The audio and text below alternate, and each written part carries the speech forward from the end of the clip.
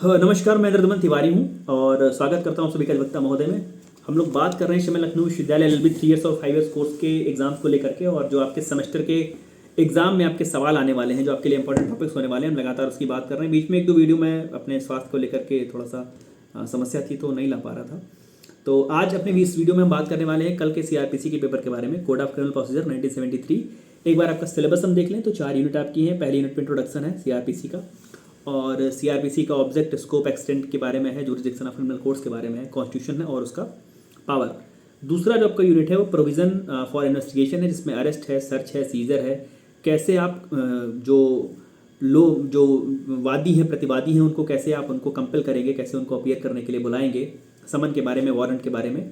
Information to police 154 onwards 176 के आसपास तक कि जो आप एफआईआर करते हैं, एनसीआर करते हैं, उसके बारे में। इन्वेस्टिगेशन की जो पावर है पुलिस की, उसके बारे में। यूनिट 3 है कि मजिस्ट्रेट के सामने जब मसला चला जाएगा, प्रोसीडिंग चली जाएगी, तो उसके जुरिडिक्शन को लेकर के क्रिमिनल कोर्ट का जो जुरिडिक्शन होगा इंक्वायरी करने के लिए और अरेस्ट करने के लिए। कॉग्निजेंस कैसे लेंगे 190 में, इनिशिएशन ऑफ प्रोसीडिंग कैसे होती है, और मजिस्ट्रेट के सामने कंप्लेन और उसकी जो प्रोसीडिंग है 201-2-3 यहाँ के आसपास। यूनिट 4 आपका जो है पब्लिक ऑर्डर से रिलेटेड है और एलिमनी से रिलेटेड है, जिसमें आप security for piece and good behaviour पढ़ते हैं 107 से 116 के आसपास तक। Maintenance of public order and tranquillity है 133 के आसपास पढ़ते हैं। Maintenance of wife, children, parents है जो 125, 6, 7, 8, 128 तक है, यहाँ पे पढ़ते हैं। तो आपके लिए जो बड़े सवाल, 10 अहम सवाल होने वाले हैं, वो कौन से हो सकते हैं उस पर हम बात करते हैं। सबसे पहला सवाल जो आता है जो क्रिमिनल कोड की कॉन्स्टिट्यूशन और उनके पावर वाला जो पोर्सन है वहाँ से, और उसमें आपको जो कोर्ट ऑफ सेशन है और कोर्ट ऑफ जो जुडिशियल मजिस्ट्रेट है, दोनों में उसकी पावर्स को पढ़ करके जाइएगा। मुझे लगता है शायद जो अभी हाल में ऑनर्स का पेपर हुआ, उसमें शायद सेशन कोड पूछा गया था या शायद पूरी कोड पूछी गई थी। तो प्रयास करिएगा कि कॉन्स्टिट्यूशन भी पढ़िए, और जो JM second class, JM first class, ACJM, CJM, additional session जज, असिस्टेंट सेशन जज, सेशन जज, जो पूरी की पूरी हायरार्की है, उस पूरी हायरार्की को समझ करके, उनके सेक्शंस को पढ़ करके, और उनके द्वारा दी जा सकने वाली पनिशमेंट को लेकर के थोड़ा सा क्लियर रखिएगा अपने आप को। वहाँ से सवाल आपको मिलते हैं। दूसरा जो सवाल है, वहाँ पे आपको एक आध डेफिनेशन क्लॉज को जोड़ करके आपसे कुछ पूछा जा सकता है। जैसे कई बार सवाल आता है कि सीआरपीसी का ऑब्जेक्ट बताइए, सीआरपीसी का स्कोप बताइए, फेयर ट्रायल बताइए, फेयर ट्रायल का मतलब क्या होता है, या सीआरपीसी में फेयर ट्रायल का मतलब बताइए, बेलेबल नॉन बेलेबल का अंतर बताइए, या पूछ लिया जाएगा कि कॉग्निजेबल नॉन कॉग्निजेबल का अंतर बताइए, समन वारंट केसेस का अंतर बताइए। और मुझे लगता है सीआरपीसी का और लॉ का सेकेंड ईयर का छात्र होने के नाते आपको जो छोटे छोटे कंसेप्ट हैं, like summon cases, warrant cases, bailable cases, non bailable cases, cognizable, non cognizable, compoundable, non compoundable, ऐसे करके जो छोटे छोटे टॉपिक हैं वो आपको क्लियर होने भी चाहिए, क्योंकि वो चीज़ें कहीं पे जोड़ करके आपसे पूछी जा सकती हैं। तो एक सवाल आपको ऐसे ऑब्जेक्ट, स्कोप और जो फेयर ट्रायल है, डेफिनेशन से जुड़ा मिल सकता है। तीसरा जो सवाल है, तीसरा सवाल जो आपके लिए है, वो जो सेक्शन 41 से आगे की चीज़ें अरेस्ट वाली हैं, और वहाँ पे मैं कहूँगा कि arrest by private person, arrest by magistrate, arrest without warrant. आज 46 वाली बात पूछी गई है, रीति किस तरीके से आप गिरफ्तार करेंगे, अरेस्ट हाउ मेड। तो 46 ऑनर्स में आ चुका है। मीन्स कि आपको arrest by private person, arrest by magistrate. कभी कभी सवाल पूछते हैं कि अरेस्ट के बारे में बताइए, क्या एक प्राइवेट व्यक्ति किसी को अरेस्ट कर सकता है, या अरेस्ट के बारे में बताइए, क्या कोई मजिस्ट्रेट किसी को गिरफ्तार कर सकता है। कभी कभी वैसी प्रॉब्लम पूछ लेते हैं कि आज सवेरे एक मजिस्ट्रेट वॉक कर रहा था, उसके सामने कोई कॉग्निजेबल ऑफेंस हो जाता है, तो उसको क्या करना चाहिए, क्या उसको पकड़ सकता है कि नहीं, ऐसे सवाल, गिरफ्तार कर सकता है कि नहीं। तो अरेस्ट में आपको without warrant, by private person, by magistrate. और जब हम अरेस्ट वो 41A पढ़ते हैं विदाउट वारंट, तो वहाँ पे चूंकि कई सारे ग्राउंड्स हैं और उन ग्राउंड्स को लेकर के थोड़ी समस्या होती है। सिप्सो डेरा को याद रखिएगा। सिप्सो डेरा में C for cognizable offence, means cognizable offence सामने हो रहा है। आई फॉर अगर आपको इन्फॉर्मेशन मिली है, क्रेडिबल इन्फॉर्मेशन मिली है। पी फॉर अगर प्रोक्लेम्ड ऑफेंडर है वो, और एस फॉर अगर उसके पास से स्टोलन प्रॉपर्टी मिली हुई है, अगर वो कोई किसी सरकारी काम के संचालन में ऑब्स्ट्रक्ट करता है, ऑब्स्ट्रक्शन डालता है, और डिजर्टर है, भगोड़ा है, और अगर उसके पास एक्स्ट्राडिशन का कुछ मामला है, या उसका कोई रिक्वेजिशन हुआ है, अरेस्ट फॉर रिक्वेजिशन हुआ है, ऐसे करके सिप्सो डेरा करके हम लोगों ने पढ़ा हुआ था। हो सकता है आपने कुछ अपना ऐसा कुछ कोड वगैरह कुछ बना के रखा हो, तो ग्राउंड्स वहाँ पर आसानी से याद हो जाते हैं। चौथा जो आपका सवाल है वो इन्फॉर्मेशन टू पुलिस से है, एफआईआर के बारे में है। एफआईआर का मतलब क्या है, प्रथम सूचना रिपोर्ट क्या होता है, कहाँ पे दर्ज हो सकता है, ऐसे करके सवाल। एनसीआर में एफआईआर में क्या अंतर है, एनसीआर के सेक्शन में, एफआईआर के सेक्शन में, यहाँ से एक सवाल।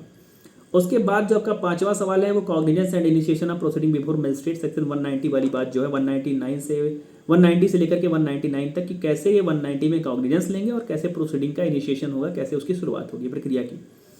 उसके बाद एक बहुत ही कहें तो प्रचलित सवाल है, कहें तो बार बार रिपीट होने वाला सवाल है, maintenance of wife, children and parents, कि पत्नी, बच्चे और अभिभावक के भरण पोषण को लेकर के एक सवाल आने का रहता है कि क्या अल्टर हो सकता है। कभी कभी सवाल ऐसा भी पूछा गया है कि क्या उसका अमाउंट अल्टर हो सकता है, या कभी आपसे ऐसे भी पूछा गया है अगर किसी हाल के डिसीजन में कहा गया कि पत्नी जो है वो पति का भरण पोषण करेगी, तो थोड़ा सा मेंटेनेंस ऑफ, हाँ केस लॉ जरूर यहाँ पे पढ़िएगा, maintenance of wife, children, parents में अगर आप तीनों चीज़ें आपसे पूछी जाती हैं तो प्रयास करिए कि तीनों के बारे में एक केस लिख दीजिए। अगर आपसे केवल मेंटेनेंस ऑफ वाइफ पूछा जा रहा है या पेरेंट्स पूछा जा रहा है तो उसको लेकर के भी तैयार रहिए। और मेंटेनेंस ऑफ वाइफ वाले में कई बार उसको अभी मैंने जैसा बोला कि उसके अल्टरेशन को लेकर के क्या अमाउंट अल्टर हो सकता है, इस प्रकार का भी सवाल पूछा जा चुका है, तो वहाँ वो वाली चीज़ भी क्लॉज जो है वो देख के रहिएगा। उसके बाद 7वें की सवाल की बात करें तो जो maintenance of public order and tranquillity है, वहाँ से आपके लिए वो सवाल भी बनने लायक है, maintenance of public order and tranquillity वाला। उसके बाद 106 से 116 तक जो maintenance of security for piece and good behaviour है, आपसे हिंदी में कहें तो शांति रखने के लिए और आपके सदाचार के लिए आपसे जो शुल्क लिया जाता है, जैसे आप सुनते होंगे कि चुनाव के समय कुछ लोगों को जिलाबदर किया जाता है, कुछ लोगों से चालान भरवाया जाता है, तो वो चालान कि आप शांति रखेंगे, आप शांति भंग नहीं करेंगे, या कोई प्रोक्लेम डिफेंडर है या कोई ऐसा व्यक्ति है जिसके ऊपर ये है कि मतलब उसके ऊपर ये शंका है कि वो भाग सकता है छोड़ के, तो उससे उस चीज़ का एक मुचलका भरवा लेना, security for piece and good behaviour. उसके बाद 8वां सवाल अगर देखें तो जो अपीयरेंस के लिए जो प्रोसेसेस हैं, प्रोसेस की हिंदी बोले तो यहाँ प्रक्रिया नहीं, यहाँ पर प्रवेशिका से है, और प्रोसेस का मतलब कि जो समन जारी होता है, जो वारंट जारी होता है किसी को कॉल करने के लिए, किसी को कोर्ट बुलाने के लिए, उसके बारे में समन का मतलब क्या होता है, समन के कंटेंट क्या होते हैं, और समन के मतलब कंटेंट के साथ साथ समन किस प्रकार से, किस रीति से जारी हो सकता है, क्या समन किसी को उसके बाय हैंड देना जरूरी है, क्या समन किसी के घर पे चिपकाना जरूरी है, क्या समन किसी को बाय पोस्ट भेजा जा सकता है। इस प्रकार के सवाल जोड़ करके पूछे गए हैं। समन पे, वारंट पे, दोनों पे तैयार रहिएगा। कि वारंट को कैंसिल कब माना जाता है, सवाल पूछा गया है कि वारंट कैंसिल कब माना जाता है। मुझे लगता है एक आध बार वारंट को लेकर के थोड़ा सा अकेला सवाल आया है, लेकिन अब चूंकि ऐसा वारंट को लेकर के अकेला से मेरा मतलब है कि केवल वारंट को लेकर के सवाल आ जाए या केवल समन को लेकर के सवाल आ जाए, तो उस सवाल को करने से बचिएगा, क्योंकि उसमें बहुत ज़्यादा लिखने के लिए कुछ होता नहीं है। और मैं जैसा बार बार कहता हूँ कि आप जब तक नहीं लिखते हैं तब तक आपका मन नहीं मानता है, आपको थोड़ा सा असंतोष रहता है कि शायद मैंने कम लिखा है, नंबर मुझे कम मिलेंगे। प्रोसेस टू कंपेल अपीयरेंस के बाद अगर हम बात करें तो जो सर्च एंड सीजर की पावर है 47 है, सेक्शन 93 है, सेक्शन 52 है। तो जो पावर टू सर्च, कैसे आप किसी जगह, किसी प्रेमाइस को, किसी पर्सन को सर्च करना, उसके पर्सन की प्रेमाइस को सर्च करना, उसकी प्रॉपर्टी को सर्च करना, दोनों के अलग अलग प्रोविजन है, और किस स्थिति में आप किसी चीज़ को सीज करेंगे, वहाँ वाली चीज़। और 10वां जो है इन्वेस्टिगेशन की जो पावर है, इन्वेस्टिगेशन की पावर, आपको पता होना चाहिए कि इंक्वायरी हमेशा मजिस्ट्रेट करता है या कोर्ट करती है, और जो इन्वेस्टिगेशन है उसका जो सोल पर्पज है कलेक्शन ऑफ एविडेंस, और इन्वेस्टिगेशन करता है हमेशा पुलिस का अधिकारी। तो पुलिस के अधिकारी का जो इन्वेस्टिगेशन का पावर है, वहाँ से एक सवाल आपको मिलने की उम्मीद है। तो ढेर सारी शुभकामनाएं हैं आप सभी को, ऑल द बेस्ट, कि आप अपना सीआरपीसी का पेपर बहुत अच्छा करें। सीपीसी का पेपर थोड़ा सा लेंदी था, सीपीसी के पेपर में चीज़ें जोड़ करके पूछी गई थी, जैसे आपने देखा होगा पेपर दिया तो कि रस जुडिकेटा पूछा गया, तो भी 4-5 लाइन के सवाल के साथ पूछा गया। सामान्य से नहीं पूछा गया कि प्रांग न्याय का मतलब क्या है, रस जुडिकेटा का मतलब क्या है, डिफाइन रस जुडिकेटा, थ्रो लाइट ऑन रस जुडिकेटा, ऐसा सवाल नहीं पूछा गया। तो मैं बार बार कहता हूँ कि आप बिल्कुल पकड़ के बात, किसी की बात पकड़ के या किसी के इंपॉर्टेंट या किसी के एक खर्रे पर, पन्ने पर मत जाइए।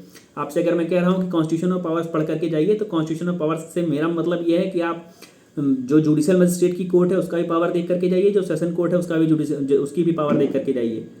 और मैं कह रहा हूँ कि फेयर ट्रायल का मतलब क्या है, तो फेयर ट्रायल में आप केवल डबल जीओ पार्टी या सेल्फ इंक्रिमिनेशन या कोई भी बिल्कुल एक खास चीज़ पकड़ के मत जाइए। फेयर ट्रायल में आपको, अगर फेयर ट्रायल का सवाल बहुत पहले पूछा जाया करता था, इसलिए मैंने फेयर ट्रायल का, अभी फेयर ट्रायल के साथ कुछ जुड़ करके और पूछा जाए तो उसके लिए शंका करने की जरूरत नहीं है, पूछा जा सकता है।